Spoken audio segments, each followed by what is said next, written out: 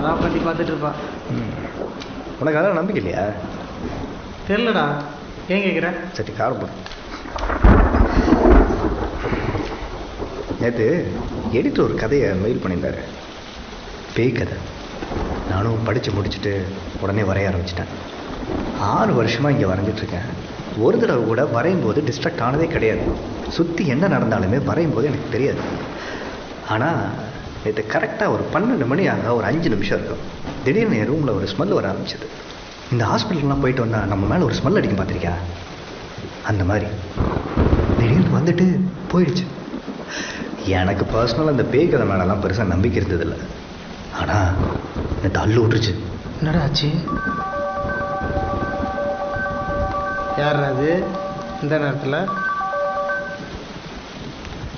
அதோட அந்த கதையோட எண்டிங் மட்டும் சொல்கிறேன், கேட்குறியா?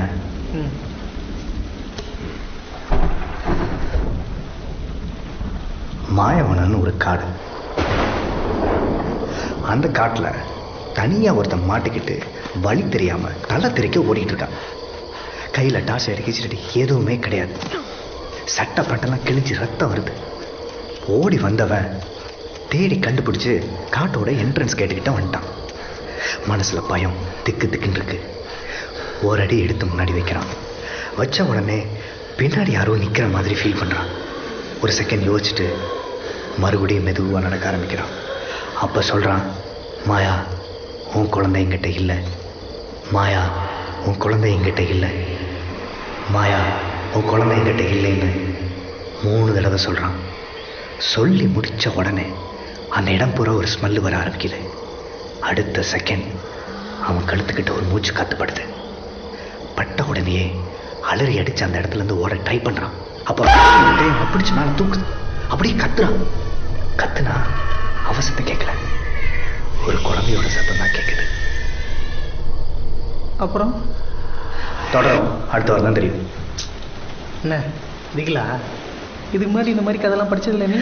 அந்த கதைக்கு பின்னாடி ஒரு பின் குறிப்பு இருந்துச்சு. மாயாவோட கதையை அடுத்த வாரம் படிக்கணும்னு ஆசை இருந்துச்சுன்னா மாயா பேர் நைட்டில் 3 தடவை சொல்ல வேணாம். அது என்ன 3 தடவை? ஏன் 4-5 தடவை சொன்ன வரதா? போடா நீயும் லாஜிக்கு. டேய், நானும் அப்படி தாண்டா நினச்சேன். நேற்று எல்லாம் லைட்டையும் ஆஃப் பண்ணிவிட்டு பெட்டில் வந்து உட்காந்து சத்தம் போடாமல் 3 தடவை மாயாவோட பேரை சொன்னேன். நீ நம்புடா நம்பு.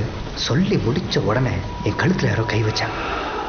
அப்படி ஷாக் ஆகி அலறி அடிச்சு எந்திரிச்சு லைட்டை போட்டு பார்த்தா அங்கே யாருமே இல்லை.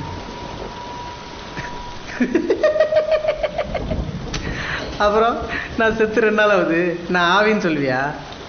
போடா, உனக்கு நடந்ததுன்னா தெரியும். சரிடா, வாஷிங் என்கிட்ட போனேன். வா ட்ரை பண்ணி பார்ப்போம். ஏய், என்னது ட்ரை பண்ணுறது? இந்த விளையாட்டுக்கு நான் தான் வரல. ஏன் கரண்ட் கட்டினா மாயா வரதா? இதை பாரு, இது விளையாடுற விஷயம் இல்லை. சொன்னா கேளு. இரியா ட்ரை பண்ணலாம். ஏய் சொன்னா கேளு. ஏய் வேணாண்டா. ஏய் மாயா உன் குழந்தை என்கிட்ட இல்லை. மாயா உன் குழந்தை என்கிட்ட இல்லை. ஏய் சொன்னா கேளு. மாயா உன் குழந்தை என்கிட்ட இல்லை.